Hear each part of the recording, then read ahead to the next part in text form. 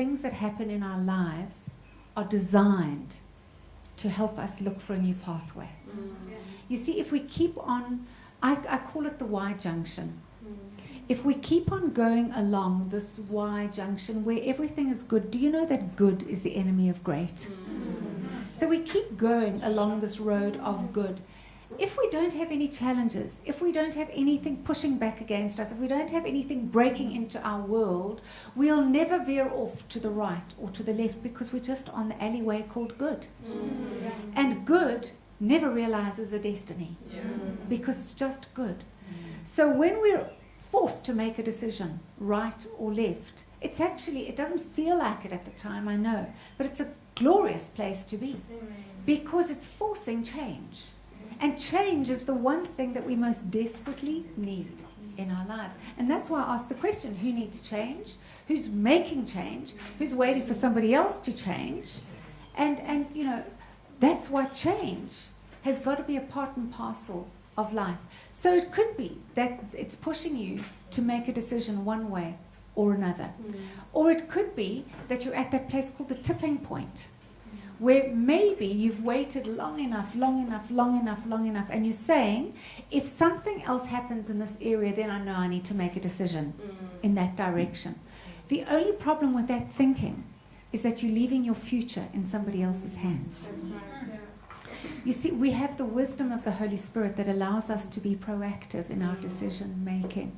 So, for example, if you're looking at your debtors and you're saying, if they don't pay, then, instead, going to the Lord and saying, okay, Lord, so this is the reality. You see, every time we need to make a change in our lives, we need to face the reality. Many of us, like ostriches, dig our heads in the sand. We don't want to face the reality, and before we know it, we're in debt up into our eyeballs. So we've got to face the reality. There's a book that was written years ago called, If We All Did the Things We Knew to Do, We'd All Be Skinny, Rich and Happy. And it's true. We know what it is that we need to do, but we don't face the reality, so therefore we don't do it. And that's the place called the tipping point. We're actually waiting for somebody else to tip us into the direction that we feel circumstances is going to force us. But God's given us brains, intellect, ability, intelligence. We need to be proactive and say, if this is the reality, what should I do to bring about a change? The moment you feel you can't bring about a change, you're a victim. And a victim is either hopeless and helpless. And it's a very difficult place to be. So we don't want to be a victim for anybody. Why? Because the King of Kings came to set us free. Or it could be that place that is called the X Factor. And the X Factor seemingly seems to be a good place because everybody wants this X Factor. Nobody knows what it is, but everybody wants it. But the problem with the X is it's got to do with excuses.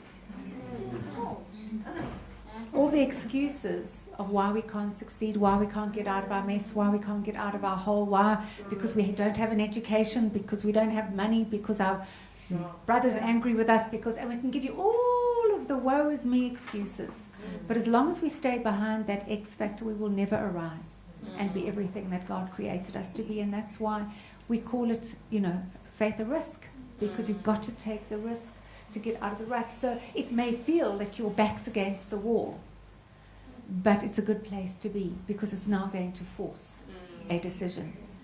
You know, if we keep on doing what we've always done, we're going to keep on getting what we've always got. And then I want to say we've got to lean in to the heartbeat of God very, very carefully, because He has a desire for you.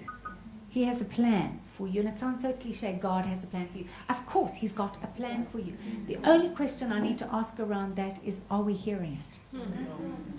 Because He does speak, and He does lead, and He does show.